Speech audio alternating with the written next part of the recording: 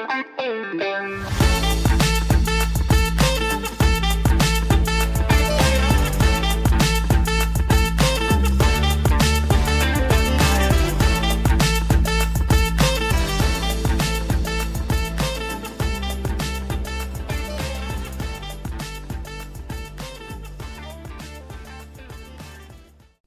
right, greetings and welcome to the Supply Drop, episode 335. 35. A game podcast created by three people who are tired of listening to other people's podcasts. My name is Nate. I'll be your host. I'm joined by two other co-hosts, the first of which is Scott. Hello. Scott, what is the most entertaining Olympic sport? Go. Wow. I'm going to say skeet shooting. Skeet shooting is you ski and then you shoot a target? That's biathlon, right? That's... Yeah, what he said. Oh yeah. So skeet shooting is like you pull the clay. Yeah, but I was actually thinking of when you're on the skis and you shoot. Oh yeah. You know, from the James Bond movie. Yeah, totally that one. Scott will not be our Olympic correspondent. You got that right. All right, our third host is over there, and he goes by the name of Thick. Thick, recommend something non-anime for viewers to watch. Non-anime. I mean, that's easy for me. Hit us. Just Breaking Bad. I mean, honestly, okay. I like it a lot. But I mean, it's most people probably seen it. That's okay. My issue with Breaking Bad, amazing the first time. I feel like it's not rewatchable.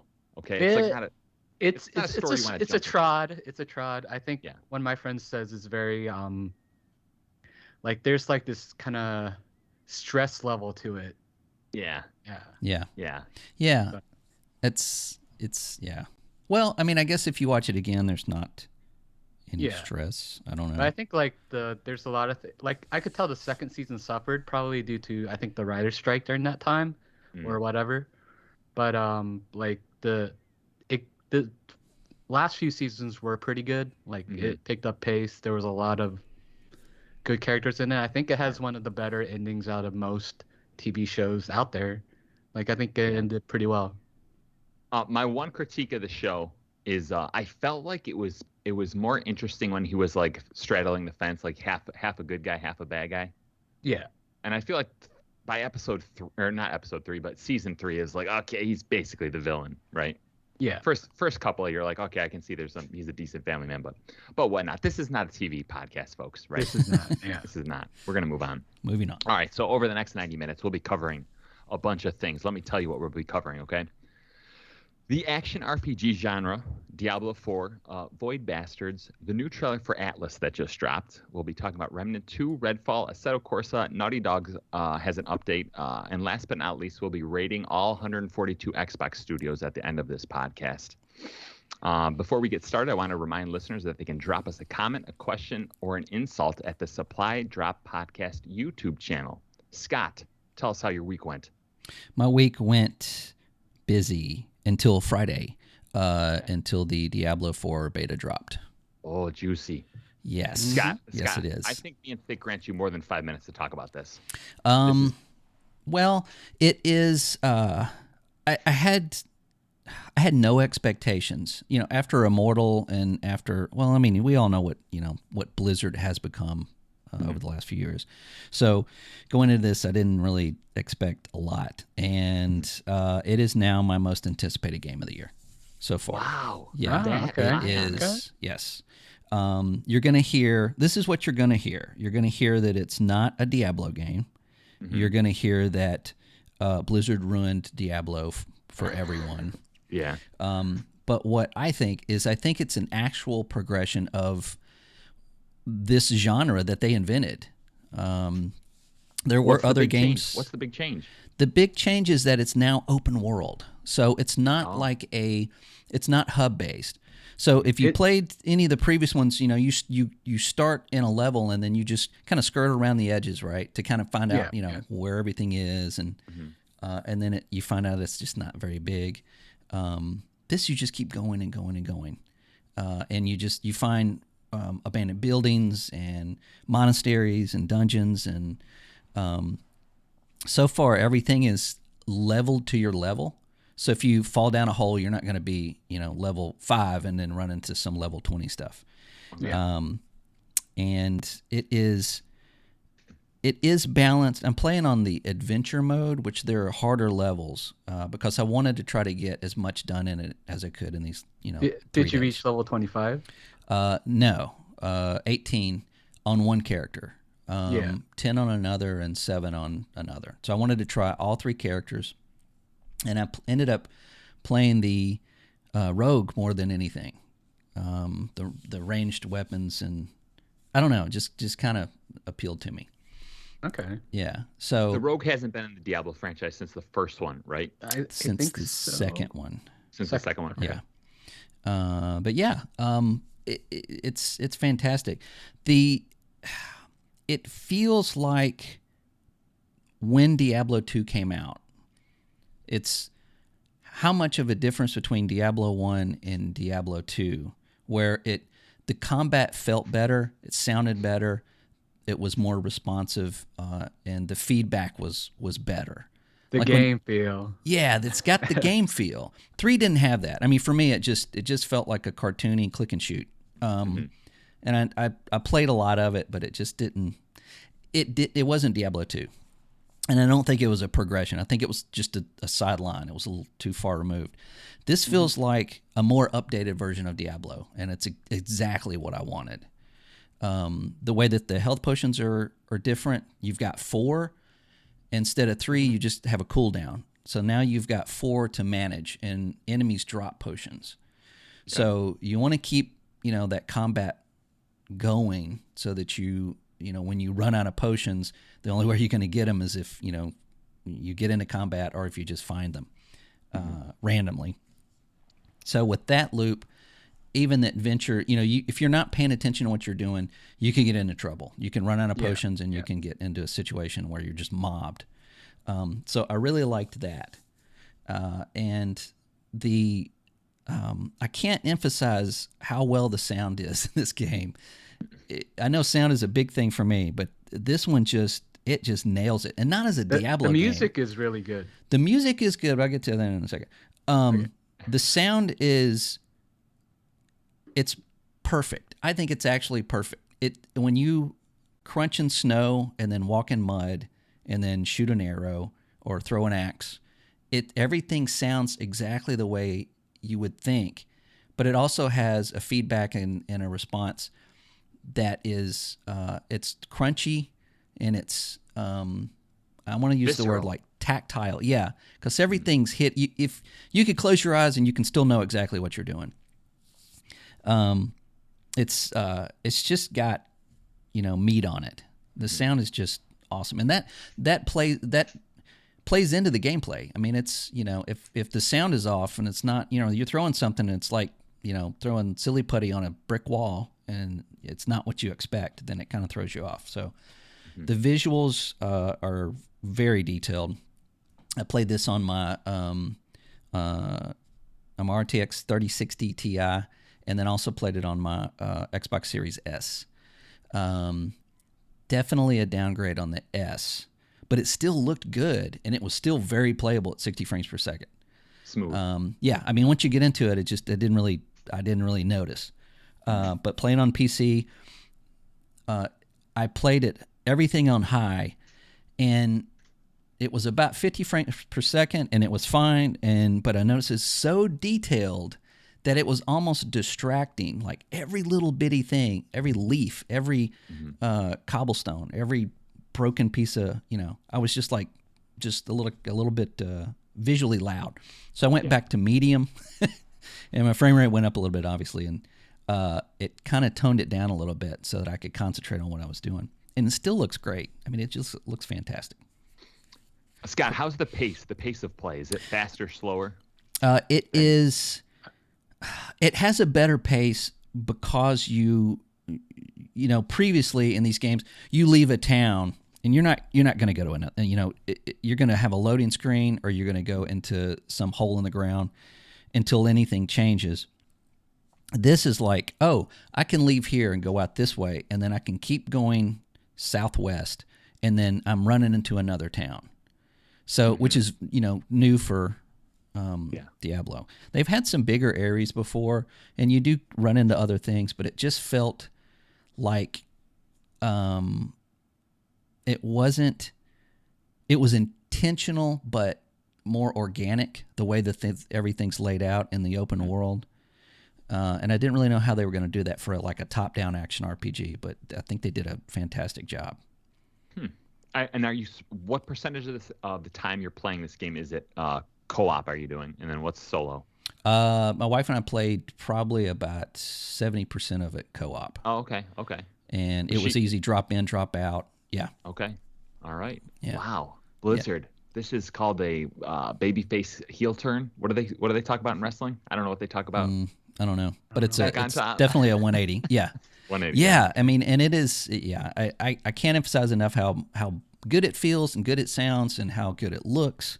Mm-hmm. And that is exactly what you want out of an action game. Absolutely. Yeah. Thick, you recently played some Diablo 3, I think, in preparation for this. Yeah, I also got into this beta, right? Yeah. So okay. You know, I share the same sentiments with it. That's why I played a bunch of these ARPGs, which I'll talk about in a bit. But the thing I really noticed about it is like it feels more like a MMO. Like was it Lost Ark? It feels like Lost Ark a little bit. Lost Ark is more like, I guess, a traditional, more Korean style take on an MMO, and it's very grindy. Meaning it's grindy. Yeah, it's kind of grindy. The combat is a little different too. The combat is more it's fast, visceral and fast. Yeah. Than Diablo. They're both good in their own ways. But come back to this, relative to Diablo 3, it is definitely slower, which is good. Because like I think it makes it feel like everything you do matters a little bit more. That's why I like with the health pot. Like, you know, you have to be more careful. Like fighting a boss in this, like you had to be way more meticulous than I felt like any like Diablo 3 boss. Yeah, it wasn't just so click, click, click, click, click. I mean, you have to be a little bit more thoughtful about it. And the attacks that I was using on mine, of course, those have cooldowns, but they didn't. They were timed where I always had one. So like one would run with like you could hit with just very little, of your whatever the rogue called. I've just already forgot. Or you'd have to let it pull up almost completely full to start doing another one. So you're always kind of just in that rotation. It just feels really good. Everything in the level up until about level 18 felt, I don't want to say easy, but it was more of, if you got like 3 enemies, small enemies, you should be able to take those out, I mean, you're a rogue, you're in a video game, pop, pop, pop. But then when you got 30, then you've got to change your strategy a little bit. But it's still not overly difficult. But then when 18, you've got those 30, but then you've got 3 bigger enemies in that. So then you have to start thinking a little bit differently and maybe backing off and doing more range attacks and things like that. So I hope to play some more. I think it's over tonight at 11 my time, something like that. Scott's trying to cut this podcast short, it sounds like. Yeah. Sounds like it. Yeah, I'm bailing out after this. No. But yeah, there's another open beta next weekend. Everybody can play. Okay. So I'm hoping everybody. The queue times will be long. Yeah. Oh yeah. The queue times at 11 a.m. on Friday, my time was 45 minutes, and then when I did get in, I was in for about 5 minutes, and then it kicked me out. Oh. But then Saturday was a 1-minute queue, and since then it's just been 1 minute. Oh. Have either of you tried controller on this? Yes. Yeah. Feels good. It does. Good. Yeah. I def say next week try it on your PlayStation 5. Yeah, I agree. I prefer the controller. No, I'll be doing that. Well, it sounds like we might have a co-op game, people. Oh yeah. Maybe. I do have a question though. Yeah. Let's say I play this game once a week. Scott plays this game 7 days a week. Is it just like useless to be co-oping together? Because Scott's characters are You could so. have separate characters and just So like Scott could have like Yeah, I the could have a supply drop character. low end, yeah yeah, a supply drop character. That's a good idea. yeah Oh, I got supply drop. Well, my wife and I were level 9, I think. We just hit level 9, and a friend of ours, he was downloading it. And it took him a little longer than expected. So when he got in, he was level 1, and he got through the prologue. I think he got to level 3. He was able to join us, and he wasn't having any issue. And I'm wondering if it probably scaled for him a level 3, and that way he was able to join us. But I haven't confirmed that. I meant to go back and take a look at that. Dick, do you know Yeah. if it scales to party members or? I'm not sure. I didn't even do any co-op. We need to find out. Yeah.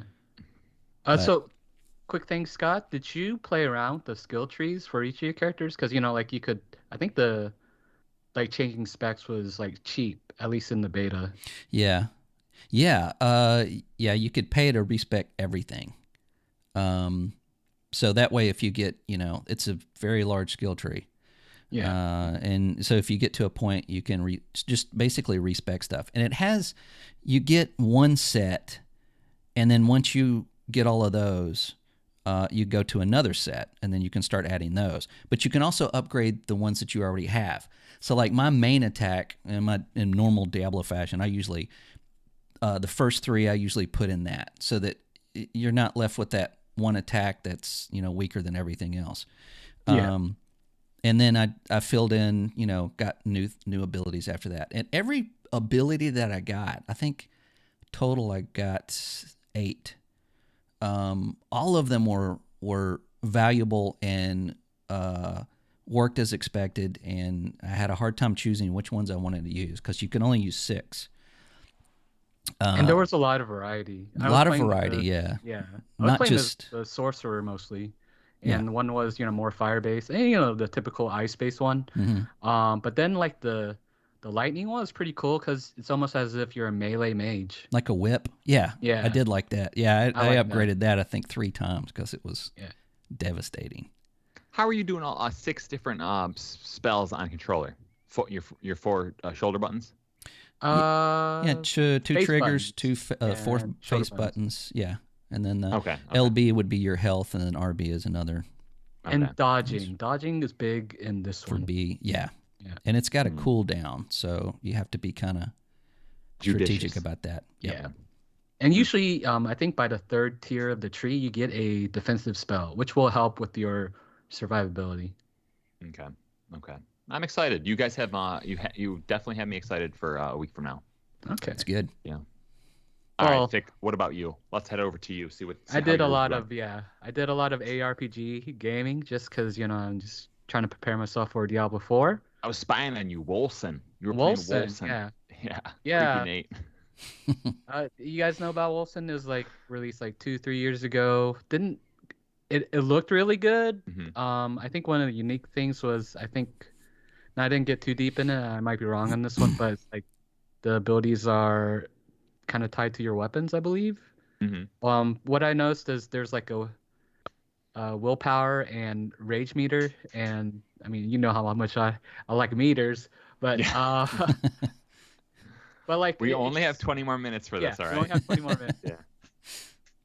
But like that's like kind of the unique thing about it. The one thing I noticed, I tried it on controller and mouse, and I'd say the mouse feels a lot better controller. So that's something like I think they need to get right, because they did release it on console recently, but I'm playing it on PC. It looks great, feels great. It seems like there's a story to it. But I don't know much I can say about it. It seems like it's a $30 title. And What's the main difference between that and Diablo? I think it's more so based on like the way you progress weapons. I think that's what it is. I honestly haven't played it enough to really get a big determination. I went through a lot, so I don't want to talk too much about it. But Yeah, I got maybe I'll you. explore it a bit more. The other one I played was Chaos Bane, the Warhammer one. Yeah. Aesthetically, it kind of reminds me of Diablo 2 a little bit. Mhm. It has the Warcraft universe to it. I guess the unique thing to that one is there's class abilities. I think class abilities tied to like where you would normally roll in other games. and it seems to be on a short cooldown. So it seems like it plays a lot into how you play the character. Um, I liked how what I played was like more like a Crusader class, and it kind of had like the ability to block a lot of things. Um, so that one I didn't get too far in it, and I skipped a lot of story. It felt Nice. I like okay. that. Yeah, it felt okay. Did not feel as good as like the other two games so far. Then How I old went was that to game? How old was that game? When did it come I out? think it's 4 years, I think. 18, yeah, or Yeah. Okay. something like that, yeah. So post Diablo 3. Yeah, Yeah. all these games are post Diablo 3. And I Okay. did play a lot of Diablo 3, and it does feel different from 4, Mm-hmm. but I think it's still one of the better like feeling ARPGs. Okay. I played Minecraft Dungeons as well, which is Oh, technically an ARPG. you're And right. this one's, I would guess this one, the strength to this one is it's more session based. Like you basically choose a level, and the level doesn't change. It might change where some loot is, um, but I think the loot itself stays mostly the same. But the thing that's kind of randomized in it is enchantments on the loot, and there's some interesting ones like that kind of help you. Like some are passive, some are more related to how when you roll in the game, because the rolling seems to be a big thing in that game. It adds like maybe a lightning to it. Like basically you can pass through enemies and you roll through them, and it does lightning damage to them. That's just kind of what I saw from it. There's a battle pass to that game.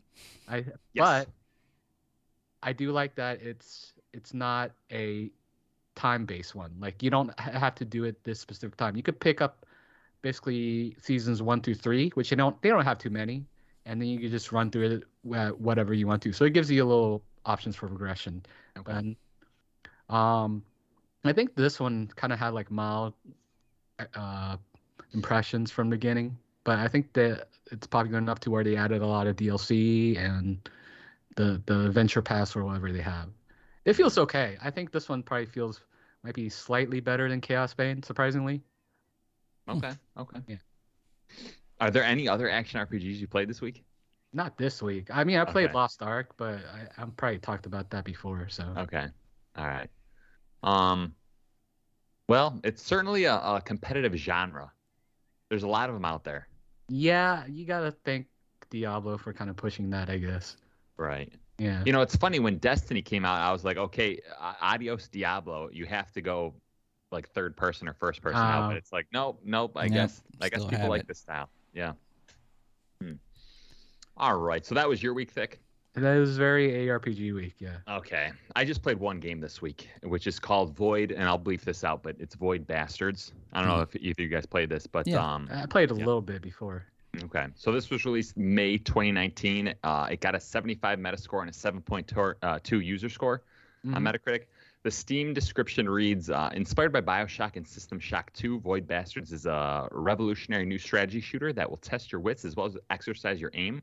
You make the decisions where to go, what to do, and who to fight, and then you must carry out that strategy in the face of strange and terrible enemies. Scott, am I wrong? I feel like everyone got it wrong on this game. This is an amazing game. A lot of people like it. I Yeah, love isn't this game. the cell shaded like Very comic you're booky stuck look? on a ship? Yeah. Yep. Yeah, it has like comic book aesthetics and everything. I did like it. I don't remember why I dropped off of it, but I really liked the way it looked. I thought it was very original. It's like funny the look, because yeah. the look is great. I know the NPCs on the ship or the enemies, they turn around in like very comic booky ways. Like they can only look north, northwest, west. Like it's very glitchy, but it's kind of a cool style, right? Yeah. So the gameplay loop is your ship starts on one end of a grid, like star system type thing. You have to reach the other end of the grid. You choose which ships to land on based on a bevy of your needs, your preferences. You have to weigh things like food, fuel, weapon, item, ship upgrades, as well as the risk of your enemies on these ships. So it really makes you like, for me personally, it was like 80% of that game is you on a ship trying to shoot stuff, make decisions, and figure out what your priorities are. And then 20% is just like you're relaxing, you're looking at the map screen. You know what I mean? I like that. It's like a quality change of pace for me. I will say, so I came off of Elden Ring, right? Elden Ring, I told you guys this before the podcast, was I decided to just grind while I was listening to last week's podcast, you know, for my potential critiques. And that's like in my opinion, to say a game is a podcast game is like a huge insult. It's like turn your brain off, have your brain focus on something else, and you can just like mindlessly. So like that's what I feel like Elden Ring is. This game, if you turn your brain off, the game is going to punish you. Yeah. Right. Because once you start making, there's a lot of little choices to make, and once you start making 2 or 3 bad choices, it's like, okay, we're gonna end your run pretty soon if you keep this up, right? Yeah. So I'm thrilled with it. You know, just today I looked up top 10 roguelike games. IGN's list popped up. It wasn't on the list. It should be number 1 in my opinion.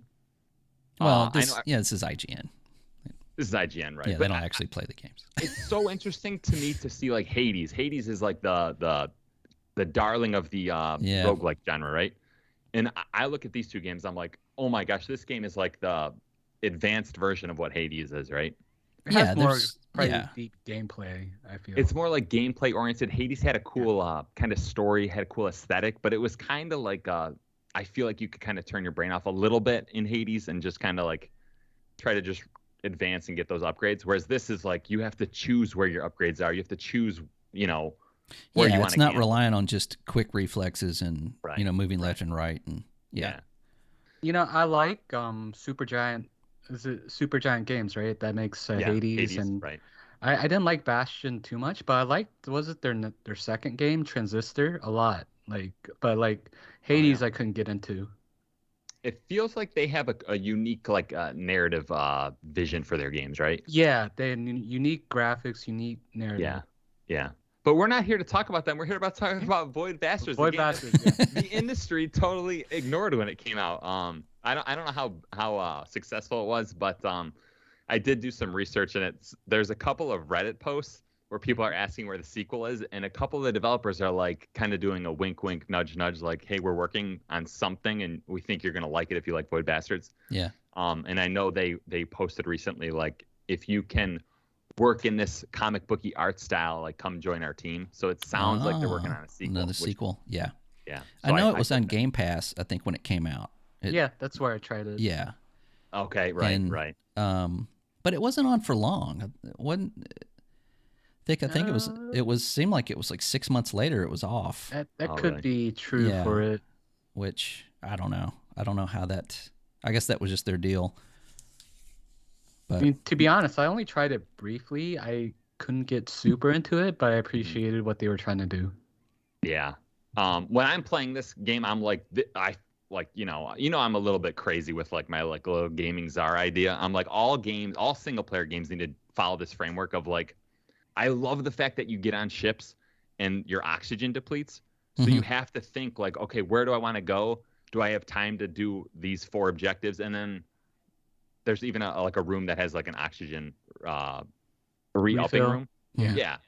So it really shows you like, do you want to spend resources collecting the loot, or do you want to kind of get the important loot and bounce out of there? Which is, I think that's exciting. Well, I think it's probably unexpected. I don't think and tell me what you think about this, but I don't think the aesthetics of that game match what you're doing in the game. Does that make sense? Like this game doesn't look like it's smarter than it looks. Oh, it's just I mean, if you see it, it's like, oh, this is just a stupid shooter, right? Right. And I think that's maybe what hurt them. Is it just didn't? If it looked maybe a little bit more realistic or a little grittier, it probably would have gotten. It probably would have matched the gameplay a little bit better and got them a little more. It looks pretty Borderlandsy. Yeah. You know what I mean? Well, it's supposed to look like a comic book. I think even some of it's like framed out like a comic book, which is great. That's another thing too. I feel like you can play like 2 hours of this game strictly gameplay, and then at the end, at the end of your 2-hour play session, you're like, okay, I wouldn't mind watching a 3-minute little narrative. Mm-hmm. I feel like the game provides that, and it's like perfect. Whereas like a lot of these AAA games, it's like, okay, you played for 7 minutes, watch this 4-minute cutscene. Yeah. Like, So I feel like that game does it right, has the right ratio there. But I don't know how hot Void Bastards is in 2023. So we're gonna move on. All right. Let's see. Before we kick things off, I want to open up our listener feedback segment. Here is where listeners of the Supply Drop participate in the discussion by going to the Supply Drop Podcast YouTube channel and dropping a question, comment, hot take, or devastating insult. Let's go over to our listener feedback correspondent, Thick, and see what he has in store for us this week. Running the results, and doesn't seem like we have anything this week.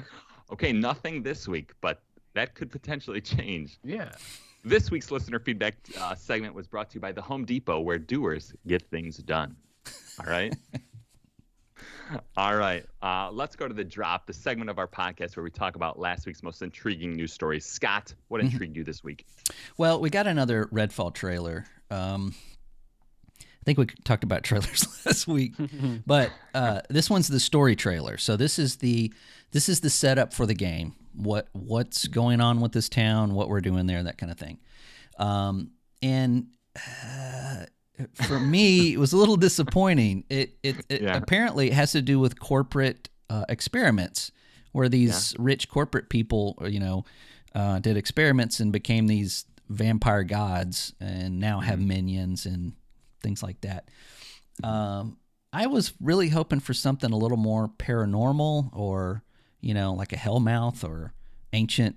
Well, that's paranormal. What are you talking about? That's not paranormal. What's the definition of paranormal? It's pharmaceutical. It's pharmaceutical. But at the same time, though, they did show more gameplay, and I liked this trailer better than the previous one without all the, the snippets and the comments from the characters. And I know they want to introduce the characters and everything, but this had a little bit more faster look to it, faster pace as far as like gunplay and fighting some of these, bosses and stuff. So it's kind of like a give and take. Every time I see a Redfall trailer, I see something I like, oh, this is what's going on, and then I see something I don't like. So I'm still kind of teetering on that. Yeah. But overall, I mean, the trailer did look good. We're getting closer to that May release date, and I think the next one we'll have a gameplay premiere. I think that's how it rolls, and actually see somebody playing the game. So we'll get to see the UI and everything like that. But did you guys see this at all? Did you watch it? I didn't really pay attention to the story itself. I just kind of looked at like more of the visuals they showed off. I think it looks good, like visually. So, yeah, I do too. Yeah. It's very clean looking, and yeah. But to me, it feels like the story's more like a afterthought, Yeah. Which is kind of sad. I mean, Dishonored 2, Prey, yeah. Even trying to remember their previous titles. What's that? Let me ask you a question. Is Diablo 4 gonna have a chunky story? Yeah. So it will. Okay. Yeah. Oh yeah. Right. Yeah. It's got a whole, Lilith's back, and you rewatched the opening, right? It's like I haven't watched man, it in a while. Blizzard has not lost their touch for cutscenes. I'm just saying that opening sequence, and then there's one, I would say probably about 15 minutes in, where you have a vision. Those two, that's like cinematic gold right there. They just have not lost it. It is just good. Now, just to go back to Diablo 4 for a second, all the other cutscenes look like they were in game, which is really cool too. But anyway, that's cool. But Redfall, I kind of agree with you, Thig. It does feel like they didn't want to do that. Oh, somebody dug up this artifact and it turned him into a vampire, or they dug a vampire up and now he's biting everybody. And I mean, that's kind of, I guess that's what I expected, because that's what vampires do, Right. So this might have a different spin on gameplay and how you actually take on these different bosses. So I have a little faith in Arcane Studios, see what this thing's going to do. But once again, it's a give and take on these trailers. So I didn't take. Did you know the story to? Was it Deathloop or 2L or? I really didn't get into Deathloop that well. I really liked the two characters. I liked their interactions. I thought it was very well written, but it just didn't give me enough to play the game. I just really wasn't interested in the story. The gameplay was it's the same enemy. I mean, it's just these guys. It's the same enemy, like almost through the entire game. They just come running at you like. like robots, and yeah. So anyway, but this is actually a different Arcane. This is Arcane Austin, which made Dishonored and Prey, and yeah. So the good guys. All right. Very good, Scott. Very good. So that was your big story this week? That was my big story this week. I think some things happened after that, but I'll let Thick go over those.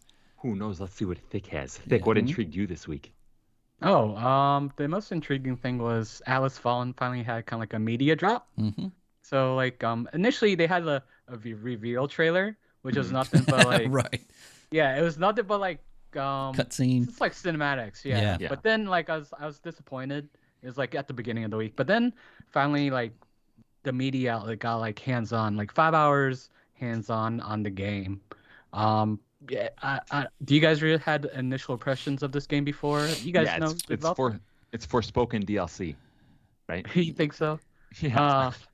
So I mean, Deck 13, they created was it Lord of the Fallen, the original one, which was like subpar, I guess. But then the Surge was like a step in a better direction for them, and the Surge 2 was a refinement of that. So I like the Surge games a lot. I like the aesthetic. I really like what I saw of the initial trailer, like just aesthetic wise, and it kind of reminded me of Monster Hunter. But the gameplay doesn't look like Monster Hunter from what everyone's been talking about. Like it's very much an action based, almost like Darksider 2 style game. It's open world, little platforming. I think the combat, there's like a unique thing about the combat, and you want me to get into it? It's about the meter. Let's hear it. It is a meter. So there's a momentum meter. There's 3 tiers to it, and each tier you start to take more damage, but it opens up the damage. What abilities you have you could use. So like basically, yeah, like you have to kind of like build up, and you can kind of, if you don't want to take that much damage, you can like kind of release all of it. So it's like this balancing act. So how does it build up? How does the meter build up? You just gotta attack, I think. Okay. As you attack, and the thing is, you could choose the abilities for each tier kind of way. It looks like it's almost like there's 4 slots for each tier, and then like some of it can be passive, some of it might be active abilities. And you just like, as you build up, you can start using those abilities within those tiers. Okay. You guys saw any of the gameplay? Like the I watched the video that the guy put down with his drawings. That was great. I wish everybody would do that. And it's just my intelligence level. But yeah, I thought it was pretty interesting because you basically are upgrading your attacks as you go. And if you make it to the end of it, if you fill that meter and without dying, you get like a super attack that looks like it just ended everything. So you could probably use like a little bit of that and go in between having more health or more power, and so that it's an interesting dynamic. Yeah, I know there's a lot of mixed reviews so far though. Like people are thinking it might be a little bit clunky. Well, okay, but you do go to a tower and you do turn it on, and it opens up more stuff to do. So yeah. I think we've played games that do that before. Yeah. So it seems like primarily Far Cry 1, 2, 3, 4, and 5. Yeah. This kind of reminds me of what's the game where you the third person game where you shoot to get health? Outriders? Thank you. Yeah, it's not necessarily the same thing, but in that game you have to attack to build up your meter for health and everything. And that works to a certain extent, but I wonder if this is going to get kind of exhausting the same way that one did. And I don't think that one, there's a following of that game, but I don't think it did great commercially. Commercially, no. I do like that game, actually. Yeah, I do too, but this kind of reminds me of that, of having that niche, having that kind of gameplay hook that is it's going to hook like a small group of people and kind of turn off a large group of people. That's what it looks like to me. Yeah. Plus so this sand is co-op too, like right? Sand. Oh, you don't like sand?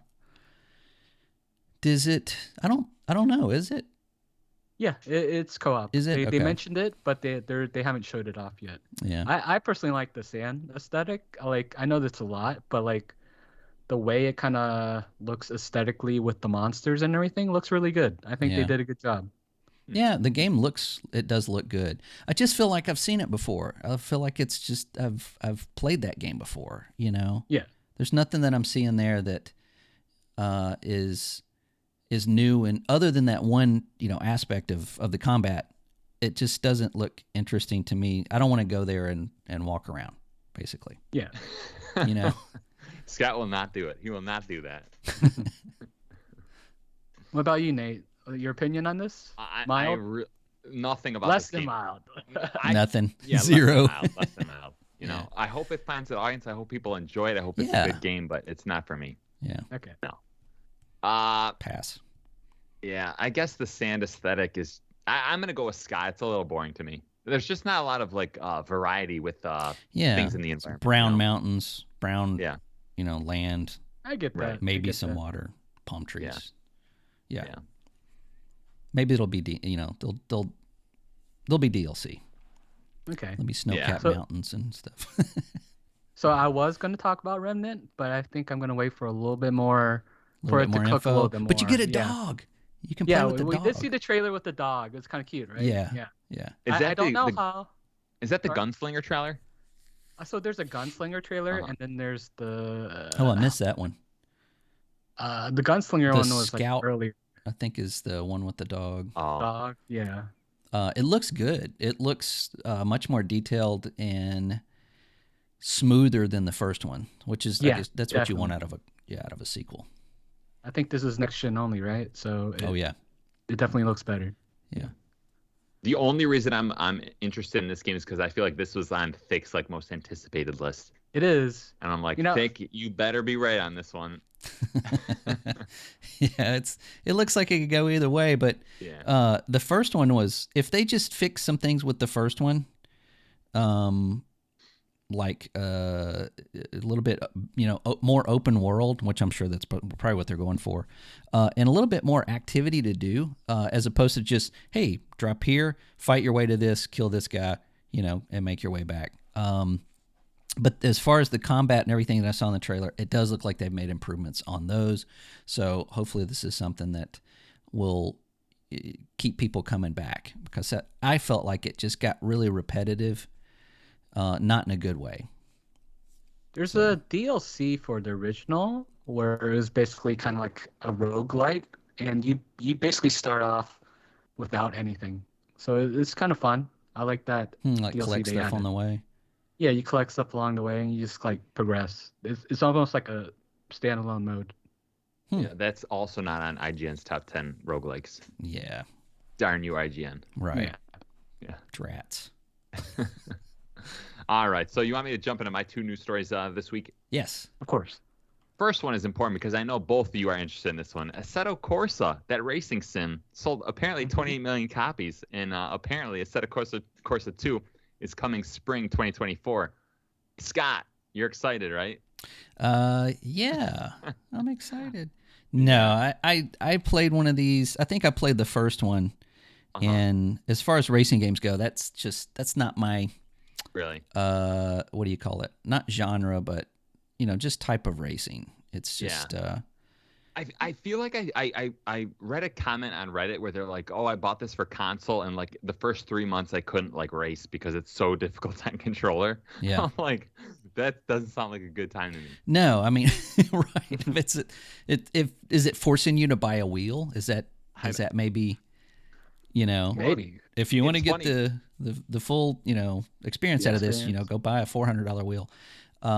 Yeah, I know there's a lot of enthusiasts that love this game. Right. And I think it's kind of like, for me, it's the racing games I liked in the past were all rally games. Okay. So that's, I can see if you like racing games, they're so different. I don't think that everybody likes all racing games. No. So yeah, but those games do look fantastic. I'm sure they, 20 million is nothing to sneeze at. No. No, Not at 28 all. million. I guess it generated 125 million dollars in revenue, which I'm Wow. assuming for that developer Great was job. pretty good. Yeah. Yeah, that's surprising. I know I went down like a YouTube rabbit hole when I was playing Wipeout, and I was watching like a lot of like racing tier lists, and you get these like racing sim enthusiasts who like they play every racing game, and this and iRacing are always at the top of the list of like the holy grail of these. They've got like the sim with the roll cage Right, and right. the Yeah, 3 monitors exactly. and Yeah. Wow. So, all right.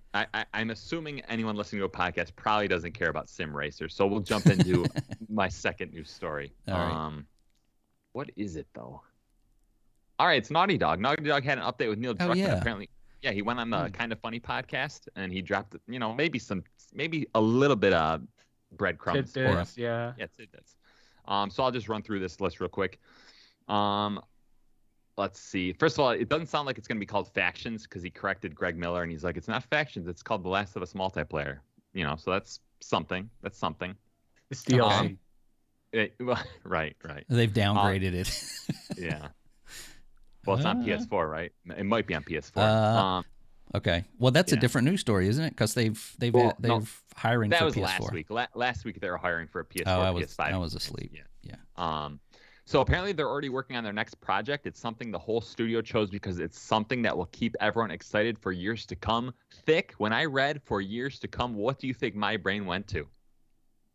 Battle Royale, live service. Live service, that's right. Mm-hmm. I'm like, this is going to be an interesting live service Destiny-esque game, right? Mm-hmm. Now, it could also be that he knows like all these games take 8 years to develop now, so Right. Could be wishful thinking. Naughty Dog has apparently restructured and is able to develop multiple games at the same time now, so that's kind of cool. Nice. So it sounds like they either have 2 or 3 games going, at once. And then the last bit of information I have for you guys is the season finale of The Last of Us HBO show drew an 8.2 million viewers. According to the PlayStation blog, The Last of Us Part 2 was the best-selling PS4 game in February for US and Europe.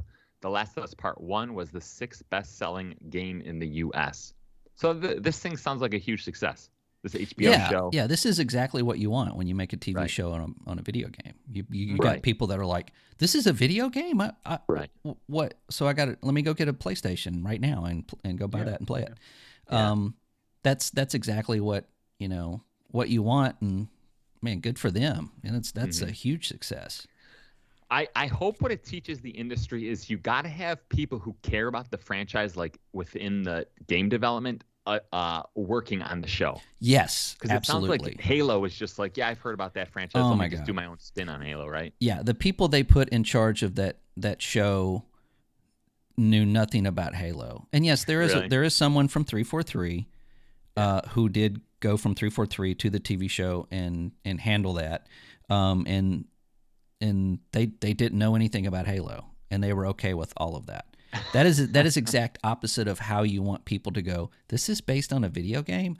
Let me make sure I never play that. Right. So yeah, it's in contrast when you have somebody that has created the game and written the game, working on the TV show. But let's be honest. I mean, any video game that could be converted to a movie or a TV show easily is any random, PlayStation exclusive, right? Because they're essentially movies anyway. Right. So it's not that far of a stretch, to go from that kind of game to a movie or a TV show. They just did a good job of it. Yeah. Are either of you interested in, now that the full season 1 is out, of diving into this? Have you guys dove into this yet? No, play the game. I only watched the first episode, but I haven't watched any of the other episodes. So episode 1 was not good enough. It didn't entice you enough to watch episode 2? I mean, I'll watch it eventually, but that's just me and TV in general. Yeah. I haven't been watching a lot of TV lately, especially on something that's like, oh, I know what's going to happen here. I know what's going to happen here. Right. Yeah. I guess my problem with the first episode was it kind of dragged a little bit certain parts. So, like the game. I don't know if I want to. Yeah, maybe. I kind of want to sit like for an hour for a single episode, sometimes like that. But I mean, I still want to watch the rest of it. It's just I'll do it eventually. Okay. I have a question about factions, or sorry, Don't Last of call Us it multiplayer. factions. It's Yeah. did they? It was called factions, right? Or that's The what first they? one was. First one was. What do you mean the first one? So I thought this was the same The game. first iteration, I guess. wait. So the first The Last of Us had a multiplayer mode called Factions. Right. Oh, Yeah. that's right. Okay, Yeah, I got you. So So it that's seems just like what they're everybody's ditching been calling, yeah, Factions too. unless- Yeah. Gotcha. Okay. Right. So this is I would like to see that. If this is a take on a BR or a Destiny or Tarkov Division type, Yeah. I mean, anybody that's played the Division has said, why are there no zombies in this game? I mean, Yeah. honestly, I mean, it's just got everything to make a great zombie Right. game without There the is a game zombies. for that the day before. Right? Yeah, I think that's a good one. the game. Anyway, we'll see. But yeah, I think that this could be good, and I hope that they release it on PS4 and PS5 and PC. Right. And I Xbox. think it's, yeah. Well, Hey, you never know. I mean, You why never know, not? yeah. Maybe it's just Yeah. more money. I do know someone on the internet angered me because boxes. they were like both the concept arts they had. It was I guess there were two players in both concept arts or two characters, and they're like, it's gonna be a co-op game. I'm like, don't you do that? Don't you do that, Naughty Dog? Right? No, this is not going to be The Last of Us with two players. With two players. This right. is going to be a larger. It's going to be a live service. This is what Sony has said that they're going to buy into. They know that they don't have that market. They know that third person story driven RPG light open world game is not going to sell. It's not going to keep the lights on. The fans love them. They are good games, but when that's why Neil Druckmann's probably like, we're not really working on a Last of Us 3 because right now it would probably cost $500 million to make, and it would only make $200 million, right? Yeah. So Potentially, yeah. Yeah. Now, The that Last being of said, Us Online. right. Yeah. Right. So we'll see what happens there. So both you, Thick, do you think what game do you think they're working on after quote unquote Factions? Do you think it's a new Uncharted IP? BR. Yeah. Right. Uncharted Online. Right. Yeah. Another one. All right. This week let's head to the rumor mill. We only have 3 rumors this week, but they're decent rumors. So let's get into it. All right? Mhm. Rumor number 1: according to Twitter handle Ninty Prime, F-Zero GX is rumored to receive a Nintendo Switch remaster from Next Level Games. Thick, what games did Next Level Games make? Let's test Thick's Nintendo knowledge. I think they made Luigi's Mansion. The Correct. last couple. Mm-hmm. That's And correct. I know what game that you're talking about. I know about this rumor. What is it? It's a rumor remaster of F-Zero. I thought didn't I just say that? Did you say it? I might have skipped over it. Maybe I need to enunciate or slow down or something. But no, yeah, I think you just mentioned in like Next Level Games. Yeah. Okay, yeah. okay. All right. I hope right. that's true. So both of you guys are excited for that? I love F-Zero. Yeah. Really? F-Zero's pretty much like Wipeout in a way. Like Yeah. the same genre, I would say. They were competing, I think, at one point. Yeah. They were. Space racers. I read a lot of polls on the internet of what's better, Wipeout or F-Zero. F-Zero basically wins in all the polls. I think it's all these insane Nintendo fans, though. That just I think there's a little bias going on. there's a little bias there. Yeah. But I loved GX. It's a really difficult game. Okay. Is that but- kind of considered the best one?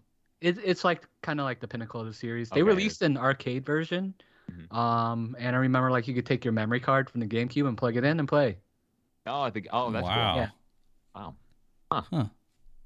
Just don't leave it in there. Yeah, Yeah, just don't forget it. All right, let's get to our second rumor. Tom Henderson says the PS4 Pro is in development and could release as soon as late 2024. This bugs me, but does it bug you guys? Mm-hmm. Yeah. It does bug Scott. Yeah. Thick, does it It's bug you? fine. It's fine. It's Why? neither here nor there for you.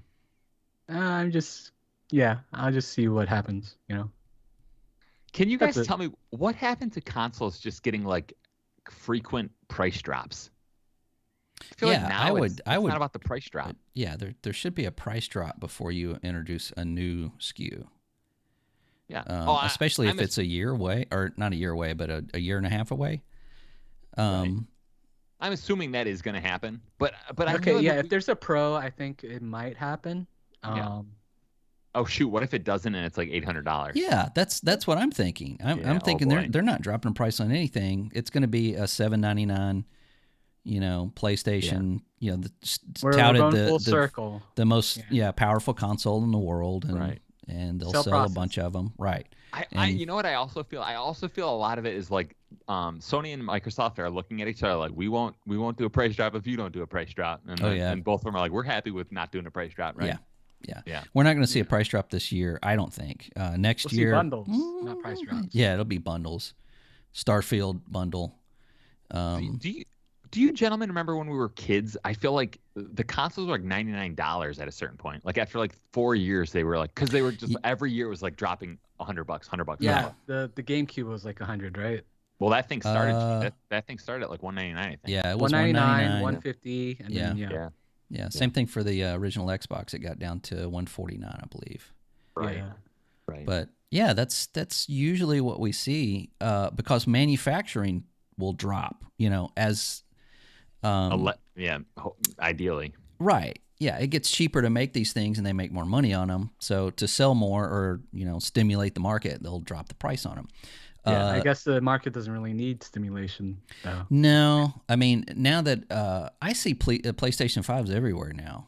Like every store I go to, there's a PlayStation 5. Mm-hmm. So they've obviously got their manufacturing down. Everything is available. Either that or just nobody's buying them. But I don't think that's true. Mm-hmm. But yeah, to have one of these, I think it's too early, and I think it's going to be too expensive, and I don't think it's going to be a big enough jump in speed. Yeah, I kind of expect the same. Yeah. I don't think it's a good idea, to be honest. But we will see, I guess. Yeah. Yeah, the thing is, like, I think I don't run a corporation. it took years. Yeah, it took years for like next gen, like mostly next gen games to start appearing on the PS4 and Xbox One. And by that time, they didn't have the idea of the Pro console. Like it was only like maybe 1 or 2 years later that they finally did it. Right.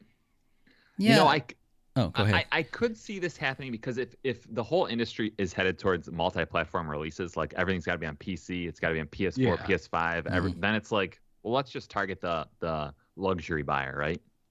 Like, Lexus makes money for Toyota. Toyota owns Lexus. Mm-hmm. Mm-hmm. Oh yeah. It's a luxury brand, right? Yeah. So I feel like this is kind of targeting like just a smaller percentage of the population, or people like us who are just like hardcore into it, right?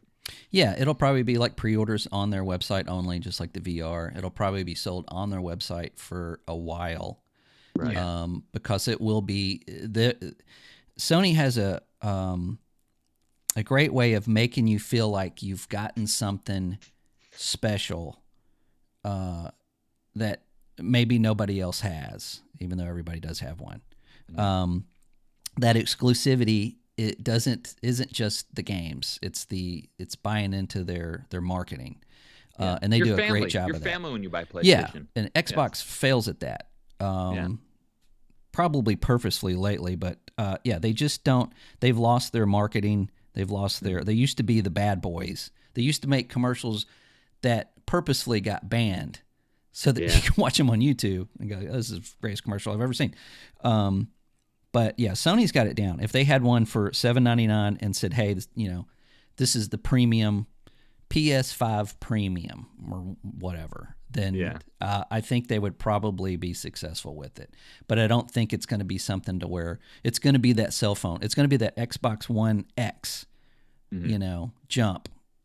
Just like getting a new cell phone now. It's going to be like, I got it, but it's just a little bit, it does 8K on my 4K TV. I don't know. Yeah. All right. Well, we'll see. We'll see how that goes. Let's go to our juiciest rumor. This is a rumor I like, and I wanna get a question. I got a question for both of you. So, Assassin's Creed Red, codenamed Red, is to feature both samurai and shinobi. Now, we all know the samurai is a member of the powerful military caste in feudal Japan, especially a member of the class of military retainers of the daimyos. And we know shinobis are covert agents, mercenaries, or guerrilla warfare experts in feudal Japan. Thick and Scott, if this game gives us two choices, what is your class? Ooh. Let's go with Thick first. Yeah, go ahead. We'll go with Samurai because just with like I like the Stab armor. you in the back. I'm gonna stab you in the back. Feel free. It's gonna be armored. Nice. And Scott, what about you?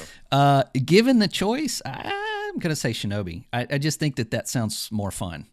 Yeah. It's more Assassin's Creed. Yeah, running on rooftops and at night. Yeah. And Shinobis and ninjas, then they were lowlifes. I mean, they were like, if you were a ninja, you were like shunned.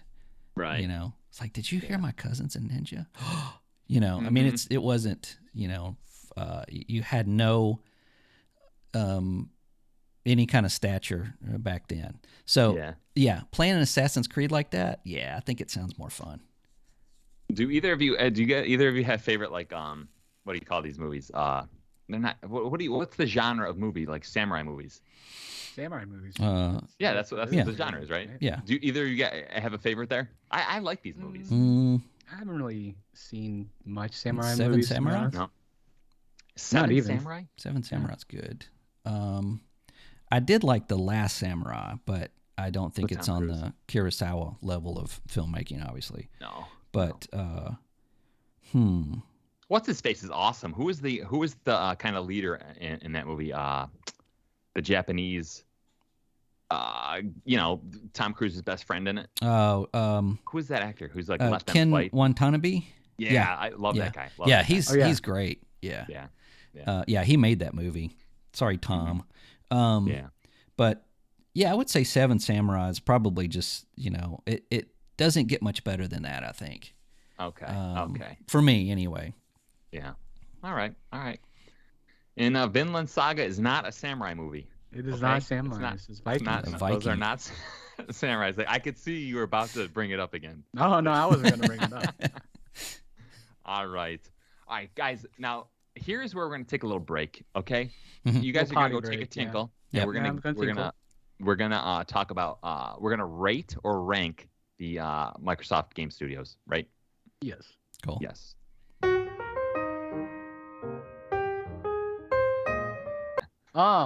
Since there's been a lot of activities regarding, a merger of Activision and Blizzard, I thought it would be a great activity for us to see what are all the studios they would get or basically what are all the studios Microsoft would have once we complete the acquisition, assuming I think we're all assuming it's going to happen, right? And then rank them on how high they are on the tier list for Microsoft Studios, basically, or Microsoft in general. Okay. So we're going to rate them on a couple criterias. Basically, their pedigree. Basically, like just kind of like what they kind of output, how good they are. It kind of covers like quality of their output as well. Their impact on gaming, and what I mean by that is basically how they've like they're trendsetters. Like some games are like like Diablo set a trend, right? Something like that. Warcraft. So, or also how popular they are too. So I mean that kind of goes hand in hand. So we gotta take all these factors into account, and then we'll rank them accordingly. And we're gonna disagree sometimes. We're going to disagree. We're not going to resort to insults. Yeah. So we'll start from the bottom. There's some lesser known studios here. Started from the bottom. Now we're here. Yeah. Now we're here. So the first studio I'm going to talk about is King. The mobile. Let's start with the mobile. The Candy Crush. C for cell phone. Yeah. They're either an S, so that's an S tier, right? Up at the top. Is that an S? Do you think the quality of their output is good? I can't really attest to their quality. I mean, does Candy Crush crash or break your phone or? I don't know. This is kind of hard for me because I don't play. We're not the audience. Can we skip that one? I don't know. You want to add it? You want to add? Let's ballpark it. It's either an S tier or a D tier. It's none of A, B, or C. Yeah. I would say we'd probably have to put it S only because it makes billions of dollars. Huge. Okay. That's true. And That's good true. or bad, you get a medal for that.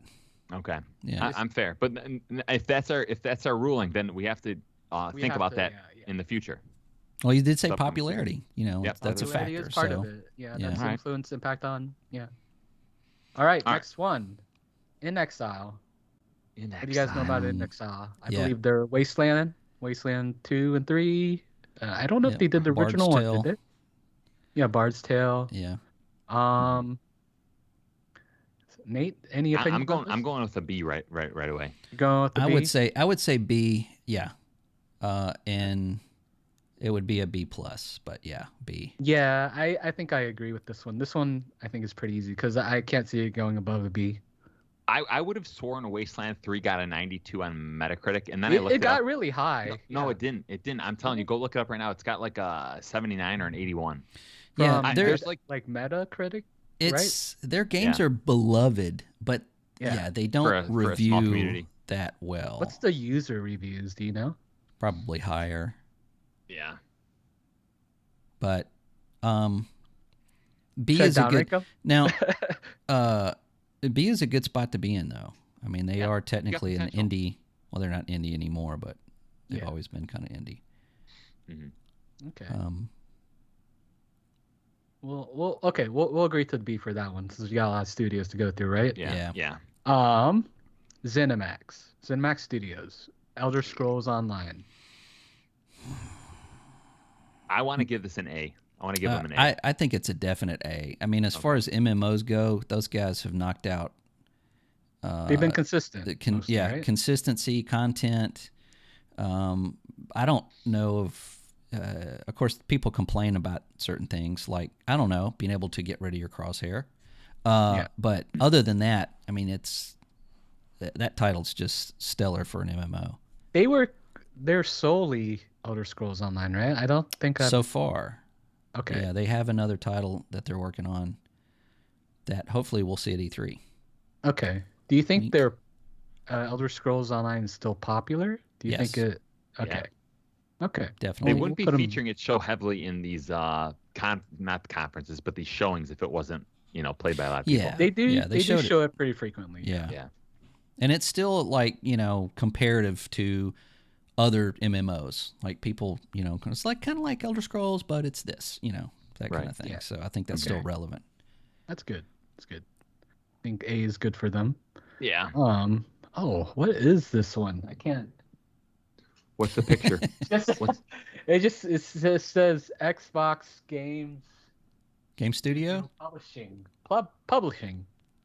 Delete it. Delete it.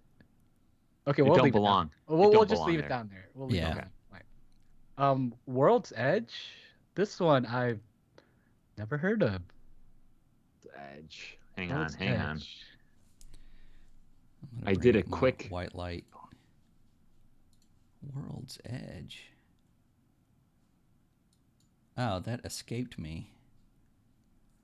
Oh, Age of Empires. Oh, yeah, that's oh, right. definitely. Empires. Wow. Age of Empires 4. All and of then them. all of them, basically. That's the. Well, they that's handle studio. all of them now. Yeah, It and they shows just you what we really play. recently converted it to console. So Yeah. Which it sounded like it got pretty decent reviews for controller support. yeah. I would I'd be would in your say player. A. Yeah, You going A? I would. I say kind of so. agree with that. Yeah, I think Age of Empires is a very beloved series. it's solid. All of them review well. So I'm gonna protest that placement, but I'll do it, peacefully. Oh. I'm gonna peacefully protest. I could see it What do you being a think, B B? too. I'll be honest. I'm gonna go low B, high C. Let me tell you why. Okay. It's like a dead genre. They're not doing anything interesting in it. They're just like, I They're like- strategy's gotcha. making a comeback. let's polish all these old games. It's kind of like In Exile, right? In a way, I think they're. Kind So do you want to put it in that line with? I feel like maybe. Okay. I mean, if I get outvoted, that's fine. That's no. fine. It sounded like Thick wanted. He agreed with you. So. No, I No, kinda that's fine. agree. You do I have a agree good point. It's popularity, but it's niche. Yeah. This studio, I have no confidence that they're gonna make the next big thing. You know what I mean? Elder Scrolls 5. I mean, Age of Empires 5. Fires 5. Probably. Yeah. It's most likely their next title. Yeah, I So, guess yeah, I like see what this you're is saying. not very high in the impact of gaming. I Yeah. think they make great games, but Yeah. grand scheme, no. Yeah. The RTS community might disagree with us, but we are not those people. Yeah, it's You know. still a niche genre, right? Undead Labs. And actually, Labs. can we all agree we don't want anyone that likes RTS games to listen to this podcast? Can we all agree? Oh, that's unsubscribe. We're kind of like, we don't have the pedigree to kind of tackle that sort of subject. Yeah. I feel, but yeah. Okay, right. Undead Labs. Undead Labs. Okay. Ooh, this is an interesting one. I think Scott and I like this developer a lot. Yeah, I'm gonna have to step back a little bit because I love State of Decay 2. Let me jump in here and then because I feel like you two have more to talk about. I feel like this is an underperforming studio that has potential for like making it to that next level, right? Yeah. So well, what do you think? Is it B with a potential A in the future? If you look at State of Decay 1 and then go into State of Decay 2, that was a brilliant sequel. I mean, it really improved on everything. People say it's not quite there yet initially when the first release, right? Yeah. So, okay, let's say B. What would you judge them after the first State of Decay? Would they be a C back? Oh yeah, I would say a C. So then you think they upgraded to a B then? I would say so. Yeah, I'm good. But again, I'm biased on that one because I really liked that game. So yeah, I'll leave it up to you two. No, I like a B. I feel like I like a studio that kind of quote unquote fails, and then like they're like, we're gonna jump back on that horse. We're gonna they're fall down 6 times, get up 7, right? They're actively working on State of Decay 3 and still making content for State of Decay 2. Oh, really? And they're free updates, which is nice. Yeah, that's nice. All right, what's the next one, Thick? Next one is Turn 10 Studios. Forza Motorsports. They don't have any project that's not Forza Motorsport, right? They're strictly. I think at this point, no. Yeah. Okay. Yeah, they help out with Horizon, right? I think probably partly the models of the car, right? Right. I would go an A on this. Yeah, A. I feel like to be an S tier, you got to make like a giant, great game, and Forza Motorsport's a great game. I don't know if it's a giant game. That's my mentality. I get what you mean. Yeah, I would say as far as like popularity and everything, it's definitely an A. Okay. Yeah. Well, okay. Would you say then Turn 10 Studios and then there's Playground Games. Let's jump to Playground Games. Yeah. Oh, I have a hot take on this one. Unpopular. I'm going to be outvoted. I'm not a Horizon fan. No, I prefer Motorsport. Yeah. So who do you think is the better developer? Motorsport. Yeah, Turn 10. Turn 10. Turn 10? Yeah, I would say so. That's hard to say. I mean, Playground Games to be more S tier. If they'd ever release Fable. That's right. That's what they're working on. But I mean, but if you guys want, I'll put it here. It's fine. Okay, that's fair. I would have personally put it in D because I hate those games, but I do understand. But it's the studio, right? That's what we have to think about. That's what's like Undead Labs is hard for me because I really like that one game, but we're talking about the studio, so. All right. Let's talk about Treyarch.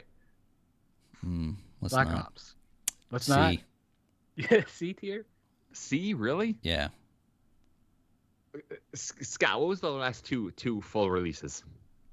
They did Cold War, and before that was Black Ops 4, I believe. Right? No.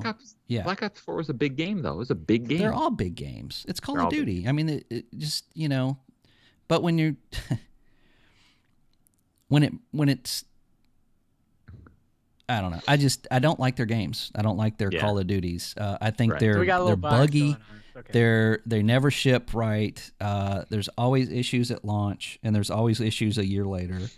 I don't like the gameplay as well. I think the other studios do better jobs. So I'll just leave it at that. I trust Scott's take on this, but I'm like, I just feel like they're an A because, if you routinely sell 20 million copies of your game, you can't be lower than an A. But there's a definite following for Black Ops itself. So. But like falling to what? Like 17 million copies? I don't know. I'm just saying people like they like their flavor of zombies specifically. Right. Although the last one in Cold War was just kind of subpar. Yeah. It was, Yeah. Where are you putting it? So Where are you putting it, Thick? So oh, what do we do? where were we agreeing? Was it B? No, Scott. A? What was your Was it tier? C? I would say C, but you C. know, again, I mean, it's and I'm going by the studio. They only make Call of Duty games, so Yeah. you know they're judged upon that. But Thick, you have decide, the B or C? final vote. Okay. I think I'll go with Scott on this one. He's more a Call of Wow. Duty fan than I am. So Okay. Fair enough. Yeah, tension is rising in here right now. People are starting to get a little mad at each other. I can feel it. Okay. I can You know, feel I want to jump to this one because I feel like it's almost agreed. Okay. Blizzard. Oh, S tier, yeah, for S sure. tier. Yeah. That's like I didn't like Scott's comments earlier in the podcast. Like, we know what Blizzard's become. Like, they have maintained an S tier status. Diablo Immortal. I get the 2 words. Just They made it. Seriously? I mean, that's NetEase. Do you not have a NetEase is not phone? on here. I don't know. I'm with Should I Diablo shut 4. downgrade them? Rod Ferguson is in charge of Diablo 4. Do you know who that is? Gears of War guy. Yeah. Boom. Okay. So boom. Yeah. Okay. And it All shows with this game. So yeah, they're back on top, I think, Okay. until the loot boxes roll out. Okay. All right. Let's go to the next one since we All right. kind of agree on that one. Toys for Bob. I think they did the Spyro remake. D and move on. D. Kick to the curb. I don't know. I don't even feel like there's anything here that's like D-ish. Everything they do C. is D-ish. Everything. Okay. D. I'll go with that because I'm not as familiar with. Okay. Sorry. Obviously, sorry, as Toys Nate for is. Bob. Someone has to be the sacrifice for this. Yeah. Toys for. Oh, I can't. I'm not gonna say that. Okay. Skip it. The Initiative. This is kind of like a interesting. tricky one because there's nothing. They have no. Yeah. Can they even be on the board? Because they're not a player yet. You know, people want to say quadruple A, but like Whatever, man. we need proof. All right? the Proof is quadruple pudding. A talent has gone. Yeah. Okay. What if I ask you this question, Scott? Right, Okay. and Vic? If you're Sony, what studios are you kind of afraid of from Microsoft? And thinking in that way, I would say Initiative is a high-ranking I don't studio. know. You don't There's think no so? proof. No. Really? Yeah, they've got It all nothing to depends show on how for they it. Yeah. I mean, so you Bethesda, don't think- they're scared of Bethesda. Not scared, Yeah. but you know what I mean. Yeah. I know what you mean. Yeah. Yeah. You don't think like how much would you bet that the Initiative's Perfect Dark is going to be an 85 plus Metascore game? Like, do you have any confidence in that? We're literally going on nothing. With this. Only because Crystal Dynamics is helping. Right. And I believe that if given the franchise, that they can make a very excellent Perfect Dark game. Yeah. So Scott's basically just said A. Vic, you can just lock it in there. Okay. No, you can resist. You can. Boom. B. Okay, we'll give them middle of the road because that's road. where they are right now. Yeah. Yeah. Okay, who's next? The Coalition. Gears of War. I feel like I can't say anything because Scott's here. If Scott wasn't here, I'd have liberty to speak freely. So okay. No, you can speak Yeah, freely. speak freely. Raise your hand. I'll raise mine. You go first, Vic. You go first. Yeah, go ahead. Okay.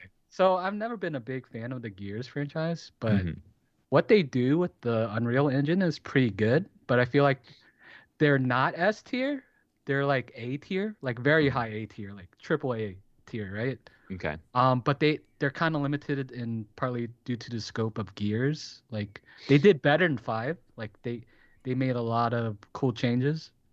But I want to see them grow beyond Gears. Yeah, I think everybody does. That's why Yeah. We were kind of disappointed that their other project got canceled. Yeah. But because they are a one game studio, yeah, I would say A. Otherwise, I would say S. Scott, I just think the quality of their work is phenomenal. who handled Gears better? The Coalition or Epic? Epic Games. Which have they both done a trilogy? Not yet. Not yet. Not yet, Six will make a trilogy. So, Okay. wow, that's a tough question. That might be a tougher question for our segment right here. But I'm going to say that right now, Mhm. After 5, I would say Coalition. I know a lot of people would. Yeah, and if you say anything like that in a Reddit, they'll rip you apart. But downvote. Yeah, I think it's just the last Gears that they made was 2010, 2011. Yeah, 2010. Epic, yeah. It's 13 years ago. So it's kind of hard. Was it Gears of War Judgment? Was it Judgment? No, Judgment was a different studio. Yeah, that was People Can Fly, who made Outriders. Yes. Yeah, that's not a Gears game. But 3 was the last one that they made, and which was excellent. But yeah, again, that was 13 years ago. It's kind of hard to gauge where Gears of War would be had they not sold it to Microsoft. Mm-hmm. Yeah. Mm-hmm. So I don't know. So Thick, where are you putting them, Thick? I put them in A. In A. I won't argue with that. Okay. Okay. Well, even though you want to, reasoning. I want to hear your reasoning. Why? Yeah. I've never liked this franchise. I always felt like I've never liked the Uncharted game, and I've never liked. I felt like Gears of War was Xbox's Uncharted. Like it was just like two franchises. I wouldn't say I hate the Uncharted. I don't like the Uncharted games, but You like Gears better? No, I totally get why Naughty Dog is where they are, and I get kind of why the Coalition is kind of where they are, because they're definitely high quality studio. Okay. Wasn't Gears released before Uncharted? I think so. What I just mean, like, I just felt like the gameplay style was just like, just shoot a bunch of bad guys and go forward. Like, I'm not saying like, actually Uncharted is the, I'm not talking about order, right? Yeah, I get you. I get you. Yeah. Well, I mean, you can appreciate the game, like. No, I cannot. The Last of Us. Uncharted. I mean, you can appreciate that game without, being like, oh, that's my favorite game ever. Right. I get you. Yeah. Okay. Tango Gameworks. It's a little fresh on the mind. They did Hi-Fi Rush. And they Ghostwire Tokyo, which will release soon on Xbox. Oh, by the way, Hi-Fi Rush Game of the Year, according to like everyone on the internet. For like for one day they said. Okay, I'm just gonna put them here. Put them at the S tier. Whoa. Wait a second. What did they do before Hi-Fi Rush? The Evil Within. Evil Within 1 and 2, and then those were technically their first games. Yeah, because this is the original guy that made Resident Evil. Yeah. And so he made a new studio, and this is what they made. I was not the biggest fan of the first one. I did play it. It was very janky. It was Resident Evil janky. I mean, so it makes me think the jank comes from him. Not that made it a bad game, and it might have been intentional. But I would probably say as far as the whole studio, I would say B. B. Yeah, I think Hi-Fi Rush is an excellent title that they put out. But as far as the other ones, they are good. They're not bad games. They're just not. They're kind of B tier games. But Hi-Fi Rush, I would say, is a A tier game. Their best game. Yeah. They did Ghostwire Tokyo too, right? Yeah, which I haven't played yet. Yeah, that basically is kind of like the same level as the other games, I feel. Okay. Fair enough. Okay. Sledgehammer Games. Call of Duty developer. I think they did, was it World War II? Yeah. And they also did Advanced Warfare. Yeah. No. I think Beanox helped with that, right? They helped with all of them, yeah. Oh, yeah, that's true. They're making the next one too. I would put them better than Treyarch. How about that? Slightly better than Treyarch. Yeah. Where did we end up putting Treyarch? On the C tier. Yeah. Oh, really? You got to give them at least a B then. Yeah, I would say a B. Okay, the B's. There's a lot of B's right now. I know. We're gonna fill up the B. Yeah. We're seeing a pattern. Yeah. Seems like we're giving an triple overall B rating studio. to what Microsoft has right now. Yeah. Okay, next one. We haven't gotten to the good ones though. Yeah. Roundhouse? What is it? Hold on. Sorry. Roundhouse? They haven't made a game yet, right? I don't know. I don't even know what this studio is. Roundhouse. I Googled them. It says they're helping with Redfall and they're working on an unannounced project. They're helping with Redfall. Huh. Apparently, percentage. I think we could just skip that, right? I mean, if there's nothing there to cling to or use for. Mm-hmm. Okay. I mean, we can kind of say that about the initiative, but anyway. Okay, should I take the initiative off? Because I feel like this would skew the. Yeah, I mean, they haven't produced a game, so I guess that's fair. Okay. Okay, I think Raven Studios. Thanks. The text to this is small, so let me take a look. God, are half of these support studios? Is Raven like half the studios here are just support studios for Call of Duty. I'm a fan of the old Raven software. What they make, like Hexen 2, Soldier Fortune, Soldier Fortune 2, S tier, Heretic 2. S tier. That's pedigree. I mean, their old games were phenomenal. Jedi Outcast. I mean, that was big. Yeah. Okay. Okay. Am I leaving it at S tier or? I mean, the old Raven. I would say I would absolutely. They're not S tier now. But now, no. C or B. I mean, they're a support studio. They probably handle like what they haven't had trees in the games. Yeah, it's a shame. Low impact gaming right now. I'm hoping Microsoft will go, hey, you guys come with us so you can get your own space.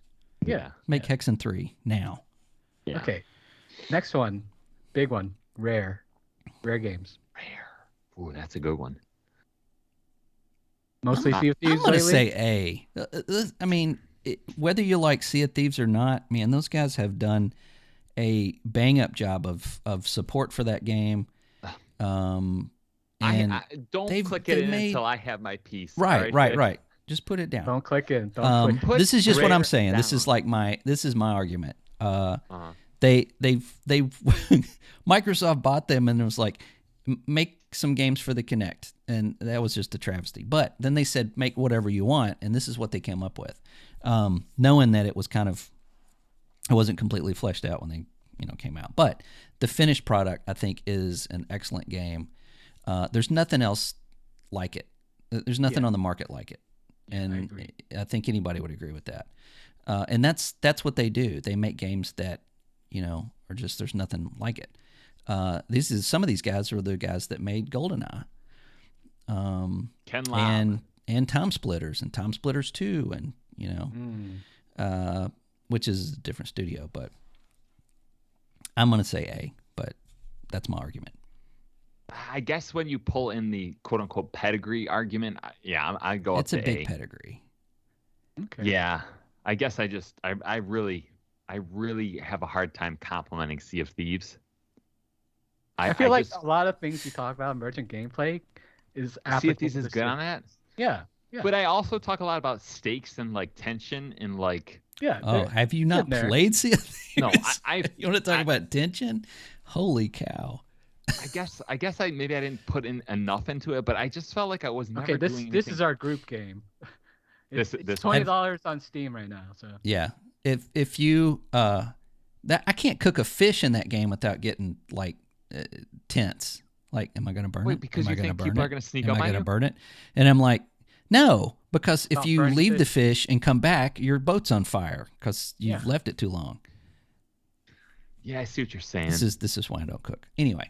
Yeah. Okay. No, I think they added a second stove, right? Did they? I think so. Probably because of player number 8256, which is me. All right, let me say one more thing about this, and you guys aren't going to like it, but I have to get it off my chest. Okay, you release a flawed games as a service title, like Sea of Thieves was flawed in the beginning. Then what you do is you give it content updates to improve the game, right? And now you guys know me, I'm a little weird. I'm always watching those Steam charts. I'm watching those Xbox Live's most played charts. This game never goes up into a top 10 for an extended period of time. It has quick bursts of popularity for like a week, and then it travels back down to like, I think last time I checked it was like 100. It was ranked 101 on Steam charts when the time I checked. Like that's how but crazy. That's not where anybody's playing it. That's on Steam. No. Steam is a huge like quality collection of like just game players, right? So I know like, oh, no one's playing it, but like no one's playing it on Steam because no one on Steam thinks it's that great, right? Right. And then Yeah, right. But then if you also look at Xbox Live, it's like it's always around rank 20, 25 with like Skyrim. Skyrim's a single player game. There can't be that many people playing Skyrim on an Xbox, right? You'd be surprised. Yeah. Oh, okay. Well, I'm not arguing that. It's not. No, it's never. It's not probably in a top 5 of anybody's list, other than pirate games. I mean, that's probably where it's going to fall into that. But yeah, popularity. Yeah, if you want to take a notch off that because of popularity, I could see that, because the game is not. It's not what people talk about. It's not in discussions. So it is a niche title, right? Huh? Yeah, because like this is the only thing they've kind of released lately, Sea of Thieves, right? Right. Yeah, their So, next like, game seems like they they're rebooted. They're struggling with Everwild. It seems like. Yeah. Seems like it. Well, they Yeah. showed it too So- soon. They showed it. This is like our concept for a new game, and we don't even know what it is. Right. It's like, be transparent, but don't Right. be Yeah. that transparent. So let's not judge it purely on Sea of Thieves. Let's judge it Yeah. overall. Right, on the then, right? overall. Yeah. All right. Let me diss Rare one more time. Do we remember Perfect Dark Zero? I mean, Yeah, I remember. that's I tattooed don't remember on their- playing it, but I remember actually of the like that title. game. Do you remember Wall Guy? Do you remember Wall Guy?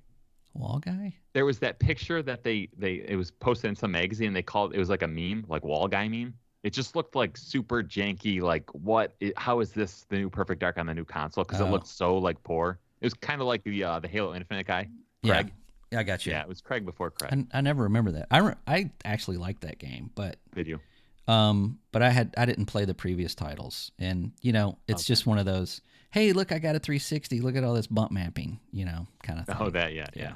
So, but Yeah, I alright. get your point. Not their best title. They put it where you want it. All right. I feel Where like I want it. they were hot in that. In the N64 period, they were an S tier developer, Absolutely. right? They At were that one time, yeah. one of Nintendo's best. Yeah. And then I feel like they dropped the B tier for 360, but I think It's- It all started with Star Fox Adventures. People were like, it's not Nintendo level quality. Remember? yeah, I kind of remember that. I Yeah. bought that game. I eventually sold it, but I kind of want to buy it again. It was okay. yeah, it's not bad. It's not. Yeah. They It did. wasn't. Yeah. Well. Did they do Okay. Grabbed by the Ghoulies? I mean, we gotta bring these up. Yes. We gotta bring these up. This is not. Boom, S tier. Whoa. Well, we also got to hurry up. We're running out of Okay, time. okay, So let's, Yeah. Okay. let's put it where we got it. We're okay with A. Yeah. Okay. All right, who's next? Next is Obsidian, big S. studio. S. S, really? I think so. They, All right. Okay, their pedigree is really on their Very good. storytelling and RPG choices, I would say. Okay. There's rarely anyone else that has that sort of that sort of They I guess they pedigree. make the RPGs. Yeah. okay. Yeah. All right. I felt like the Outer Worlds was a slight misstep. Right. I could see that. The thing is, I feel like their gameplay is probably drops them down a little bit. Well, So- and Okay. they also stated that it's like, this is a small game. This isn't like Right. our next big game. This is just Okay. something we thought we'd make because Fair we enough. can. Yeah. But I could give you a quick rundown. They have had some stinkers, like Alpha Protocol, but Neverwinter Nights, Star Wars Knights of the Old Republic 2, Fallout New Vegas, Those are big games. South Park: The Stick of Truth, Pillars of Eternity. Oh, totally forgot about that. Yeah, Pillars of Eternity 2, Tyranny. I don't know what that is. I remember Uh, Tyranny a little bit. Grounded, and then Avowed is their next one. S tier, huh? S tier. Interesting. I mean, I think have- A Nah, tier. I think you're I'm gonna go with A tier. Sometimes you guys say stuff that I'm like, these people are crazy. This is not one of those times. Okay, I'd put say it on it's A. S- No, go S tier. Oh, you agree with the S tier now? I'll go S tier. He's just like, just get it You over know- with. You know what? Briefly at the end, we're going to talk about S tier, and I'm going to try to attack one of the S tier studios. I'm going to try to bring them down. to an A. Honestly, I want to put in A. Okay. Okay. Okay. I mean, I would not settle for anything less. So, Okay. start talking B, I'm gonna get mad. Yeah. Okay. Ninja Theory. Last game was Bleeding Edge, everyone. Bleeding Edge. That was a small game that they tried. Right. That's probably something Game That Pass game- worthy. I don't think that It's- game was that bad. It was polished. It was clean. Yeah. It just I didn't have a played it a hook. fair amount. Oh, did you Yeah. really? I felt like they said they were gonna make that a MOBA, and then they took out the MOBA elements. I'm like, hey, you should have just kept it a MOBA. Yeah. You know. That could have been the case. Yeah. Oh yeah, I forgot about Enslaved: Odyssey to the West. That game was fantastic. That was a good game, right? Yeah. It's like a cult classic. Yeah. I'm giving that studio an A. Yeah, I would say definitely an A. Especially with how good the new Hellblade. game looks. Yeah. Yeah. Okay. And they're I making think a they horror do have game. a pedigree. Yeah. Yeah. That new game got a 92 Metacritic score. Which That's one? what I see. That's what the Hellblade 2. That's a 92. That's a good score. Or Hellblade 1. Yeah. No, I'm like doing the future. Oh, I got you. Okay. It's gonna be All right. Let's go with It's gonna be a showcase. Mojang. S. Mojang. S. They No debate. they kind of do have that influence on. I mean, if you just do Minecraft alone, yeah. Hmm. But there's Minecraft Legends, there's Minecraft Dungeons, there's the mobile game that flopped 5 seconds after it was released. Mm-hmm. Yeah, you're allowed Still to S? swing Okay. and miss. Still S. I mean, it's on everything. It's it on might- absolutely everything. Yeah, I think those failures were just kind of like pellets to their bulletproof vest, Right, which is right, Minecraft. Yeah. Yeah. Okay. All right. Let me Not much debate there. see. Let me take a look at this studio real quick. Oh, I see what it is. Machine Games. Machine Games. Oh, wow. That's the Wolfenstein developer, right? Yeah. Wolfenstein developer. Yeah. And Indiana Jones. Yes. I'm going B real quick. I really wish they didn't pick up Indiana Jones. Because of that, what if they didn't pick up Indiana Jones? Is that A? Then I'm giving him an A. Wow. No, it Wow. seems like Youngblood didn't do that well. That was a Youngblood terrible was game. different. Was it? It was they tried to do a co-op game, but Yeah. It didn't hit. didn't It quite was work their out. it was their project game. Yeah. But Scott, what are you giving them? I would say B. The Wolfenstein games they're good. The stories are great. The gameplay for me is not great. I kind of agree. Yeah. Okay. Stories are I would have much rather have watched Wolfenstein 2 than play it. Okay. Yeah, I kind of agree. Yeah. My friend played it all the way through. It's kind of like Pulp hard to Fiction-ish. yeah, Yeah. It's great. like hard to watch play, but like watching the cutscenes are cool. Yeah. Isn't that crazy? Yeah. They're not working on that Contraband game, are they? No. I think that's someone else, right? Someone else? I think that's Avalanche Studios. Yeah. Oh, okay. Yeah. All right. I was gonna give them an S for that, but not an S. All right. Who's B next? tier. Okay, Infinity Ward. Scott. I would Scott, say edit. it's between A or S. I would say Scott. Oh, go ahead. if they've had one bad game, S. Put an S. one S. bad game, Yeah. and it wasn't Because advanced. What was the bad game? It was crap. It was Advanced Call of Duty Warfare. Ghost. Yeah. Ghost. Ghost. Okay. Yeah. Okay. All right. Unanimous. Easy. Okay, got it. Mhm. It's id Studios. Wow. It's software. Again, any bad games? S. Not a No. bad game. I would Not a have to bad say game. S. They What was their last game? Rage 2? Eternal, right? yeah, Well, Doom Rage Eternal. Yeah, Doom Doom Eternal was their Eternal. last game. Yeah. Rage 2 was, I think, worked with Avalanche Studios. Yeah, that wasn't by id Studio. That was they produced it, or published it or something. But yeah, Yeah. Avalanche. I didn't mind Rage 2, by the other way, Avalanche. so. No, it's the same Avalanche Studio. Yeah, Avalanche Studios does Yeah. a lot of open world style games. Yeah. Okay. All right. S it is. Yes, it is. High Noon Studios. This is kind of like a support studio. I think. studio. Yeah. I Leave don't it? think they've got a game of their own. Put them with all the other support studios. Where Okay. are we putting those? C. C. Or, yeah. Okay. Well, we didn't rank some of these, but okay. High Noon. Yeah. You get a C. It's plop. C. There you go. Wait, they did Transformers. They did a bunch of Transformers games. Oh, they B. did, didn't they? Yeah. B. B. Bam. Okay. That's a little biased, but we'll go with it. No, it's good. Oh, I can't wait to get the Tim Schafer studio. What's the name of it? Is Oh, it I bet Double you. I bet you don't like Double any of their Fine. games, do you? You don't like any of them, do you? I don't like these. I don't like these games. God, They're all. They're well they're all loved. good. They're No, well loved. No, Oh, they're all man. Like, look how creative we are. Look at our art. Look at our story. Aren't we? I quirky? mean, You just that's described fine. a good game. I don't yeah. know. I give them Okay, I'm gonna give them. I don't feel they're S, but I give them Yeah, an A or definitely an B. A. Yeah. Okay. Okay. Yeah, I don't. Okay. Wow. This. Wow. Okay. Okay. I'm Nate, close to what walking what you out. giving them? You giving them a what? A D? I would have given him a C. What? The Wow. first Oh the first man. 22 hours of that game is like, oh, go meet your friends in the laboratory, and then you walk like 7 minutes to the laboratory, and they're like, oh my gosh, You, we don't like you. Go over here to this part, and then you walk 7 minutes over there. mm, Didn't like that. I don't think that's their best game, but yeah, Metascore wise, I it get might it. be. Yeah. Probably. Yeah. Probably their most popular one. Yeah. Okay. Who's next? Okay. Compulsion games. What are the They had They one did game. actually 2 games. Contrast was one of their games. We Happy Few? Oh yeah, I forgot about We that one. Happy Few. Yeah. I did not play either one of those games. I tried to play We Happy Few, but I could not really get into it. And that goes in C. Okay. Okay. I'm Okay. good with C. Okay. It had Sorry. a cool art Compulsion. style. It was a little Bioshocky in terms of the Yeah. vibe. Yeah. Like the first trailer to We Happy Few was really good, but then they started changing up how the game kind of played. Yeah, there was like a weird delay, I remember. Yeah. Yeah. I hope they kind of find their footing because I feel like they could be a B studio. Yeah. I'm with you. Okay. Big one. Bethesda Game Studios. Go ahead, Scott. Fallout 76. That's their only misstep. I don't know. That's a tough one, man. That covers a lot of stuff. Elder Scrolls, Far Cry. I mean, not Far Cry. Fallout. I don't know. What do you say?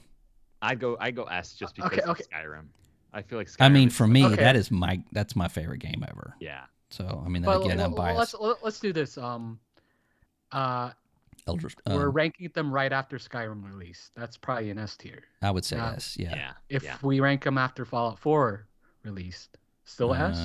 C. Or Oh, really? you don't like it that much? Well, Fallout 76. I mean, what can you say about it? It's still around. Well, but what about just Fallout 4? Oh, I know what to say I about liked Fallout 76. 4. So you'd still have kept them in the S. Yeah. Okay. Can I just say this about Fallout 76? It's more popular than Sea of Thieves. Yeah, well, it probably is. Yeah. Okay. So then it has to be an S then. No, you gotta give them an S. You gotta give them an S. S it is. I think it's unanimous. Morrowind. Beanox, our favorite. Support studio. Boom. Give them the C. Yep. Done. Arcane Studios. Oh. Arcane. Scott, let's hear you first. I would say A, just because their games are not as popular, some of them, but they're always really polished and really fleshed out, and the gameplay is really good in all of them. And they're unique for the most part. Yeah. Yeah, I think the only game that I did not like of theirs is Deathloop. And it's not a bad game. It's just not for me. Fig, what about you? Where are you putting them? I'm not a big Arcane guy, but I really like what they did with Prey, and I think Prey is just amazing. There's nothing like it. I do want to say one thing about this. So when I read like what is an immersive sim, this comes up with Arcane a lot. I love what it sounds like, and then I play their games in first person. I'm sneaking around, getting seen all the time. Mm-hmm. And it just you don't feel immersed. I don't feel immersed. And then I'm playing Void Bastards, which is apparently an immersive sim. And I'm like, why do I love that game? Why do I not like Arcane's games? Because they're stealth games. The game stealthy. Yeah, I mean it's yeah. I mean it's kind of like this is a stealth game, but you can kill everybody if you want to. You know, that's what makes their games great. It's not like like you take Assassin's Creed, that's a stealth game, right? But it's like if you don't use this blowgun on that guard at this specific time, your mission's over. They don't do that. They just go, hey, get from A to B, do whatever you want. That's what makes them great. Yeah. All right. And that's for me. That's my. If you let me play the game how I want to play and leave me alone, then that gets a point. I'm with you there. I do want to let's knock them down for this simple fact. They did that blink mechanic in a stealth game. Like go wherever you want. As long as you look at it, you can get there. I hated that. A stealth game, it's like you're like disagree, but it's like you're a god. You blink to wherever you're looking. You don't have to. Come on.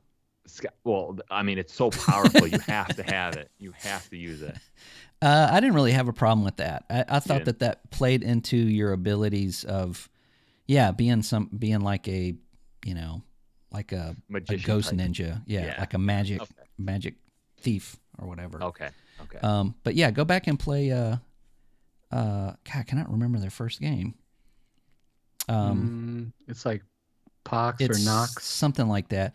But it came out on PC, and to do a spell, you had to take your mouse and actually make Oh, that's cool. like make a diagram of that spell so that That's you would cool. actually do it. Yeah, like as if that. you were drawing it in there.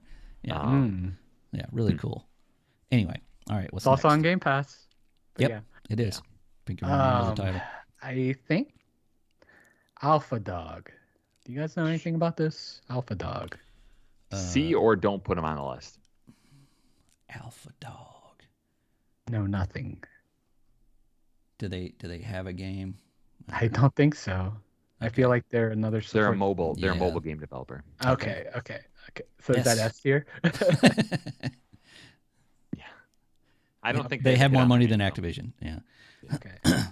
All right. Now here's everyone's favorite and last one. 343. See. See? Okay. Okay. Scott, you're gonna have to stick around a little bit longer because you just said that. All right. What? Well, let's read some of these other C's on this list. Thick, can you read those C's to us? They're support NXL, studios. That's basically World's what they Edge. are, is a support studio. Undead Labs. I think Scott likes Undead Labs more than 343 right now.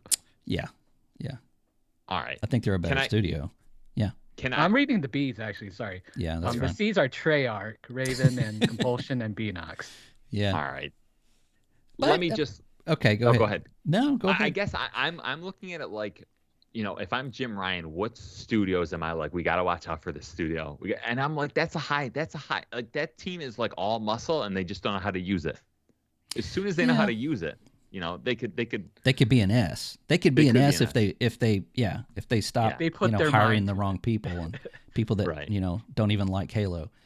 I would say C just because you have to give them more than a C because they've made Microsoft millions and millions of dollars. That's why nobody's gone to their office and knocked on the door and said what's going on. Yeah. Until Halo Infinite, it's like, Right. where's the money? Hello. It's again though. It's for me. It's I'm too close to it. It's personal. Yeah. Yeah. So I'll let you guys put that studio where you want. Thick, what's your grade? They have made a lot of money. I don't think anything in my mind would make them an S, just because they're good in one thing, but then they mess up on another thing. It's always like a give or take. Yeah, 2 steps forward, 2 steps back, some kind of thing. Yeah. So, I would kind of straddle between A or B. I don't know if you want to give an opinion on that. For some reason, I give them A just because I'm like, their fourth game has to be a great game. Which is that's like what everyone said with every single game, right? Yeah. I do think that they have talent. They definitely have talent. I think. And they are going through a transition. Obviously, they've got new leadership, and the people that were involved with the TV show have left as well. So, not that matters here, but we like a redemption story. So B. That's right. Yeah. All right. Okay. B, yeah. Okay. B's fine. B's fine. Okay, you're B for now. You can be back. We'll to negotiate. Yeah. Right. Okay, so that should be it. All these are just kind of like. Yeah. So that doesn't look bad. Yeah. I mean, think got, overall. 6 S's. Mm-hmm. Do you think Sony's would look better, like more S? I don't know. I mean, I don't give games like The Last of Us and we can do that next. The Last of Us and God of War S tier because they're kind of like a. I don't know. I'd have to think about it. Yeah, I'm with you. It's like personally they're not an S, and then I'm like, but according to the industry, they're an S, right? Yeah. According to like the blob that is the internet. Again, Twitter. I mean, if they're movies, hand them an Academy Award and move on. Right. But as far as video games themselves, I wouldn't give them S's. Yeah. Okay. So overall, I would say we're giving Microsoft a high A, I guess. It seems like it. Maybe like overall grade. Yeah, I mean, none of the S tier here are Microsoft's organic studios. Yeah, that's the thing. This is only if they go through the acquisition, right? Because Inorganic. Right. Well, you know what? Let's remove some of the Activision studios So here. two of them, Blizzard and Infinity Ward, you still have id and Bethesda. I mean, that's, bangers right there. That's what other ones? High Noon. Sledgehammer. Yeah. Treyarch. Yeah. Beanox. All of C. Oh wait, so yeah. Compulsion Raven. Games. What's Raven? No, that's Activision. Yeah. Okay. So I think this is what it looks like without Activision. Yeah. Yeah. Right. I can say that still looks good. Yeah. I will say, I feel like a lot of people are like, Microsoft's like kind of like newer in the industry than PlayStation is, but that's not even true, right? Like, weren't they making like? They were making Windows games. They had like 3 or 4 kind of decent sized franchises for PC before they got into console Solitaire, market, right? Minesweeper. Didn't they have like Motown Madness? I don't know. Yeah, they had a golf game. They had Midtown Madness. They had Flight Sim. Sim was that was like 1989. Yeah. So yeah, Microsoft Game Studio has been around for a little bit. Right. All right, Scott, here's what we have to do. We have to tell listeners where we can contact the podcast, but you need to do it for us. Okay, you can do it at our YouTube, the Supply Drop Podcast on YouTube, and on Gmail at the Supply Drop Podcast at gmail.com. And we're also on Twitter as the Supply Drop Podcast at Poddrop. So, Poddrop. And then what's our first tweet is what? It's a political tweet, isn't it? Was Scott? it? Wasn't me. I don't want to. Unless I use the wrong account. The first tweet has to be a flawless tweet. So don't follow us yet. Okay. Vic, do you have any words of advice or maybe some? Of course. Yeah. All right, let's have it. Take us out with some wisdom. All right. Every misstep is a step in the right direction to our best plan yet. Wow. Nice. As usual. All right. I like that. All right, guys, that's going to conclude our podcast. All right. All right. We have to say goodbye, and are we seeing each other next Monday? I think we might be taking a break. We might be maybe. Are we? We might. We're up in the air. We're up in the air. At this point. Yeah, that's right. So. All right. Might be next Tuesday. Who knows? Yeah. Okay. All right, guys. We'll catch you down the road for sure. Yeah. All right. All right. Take care. Adios.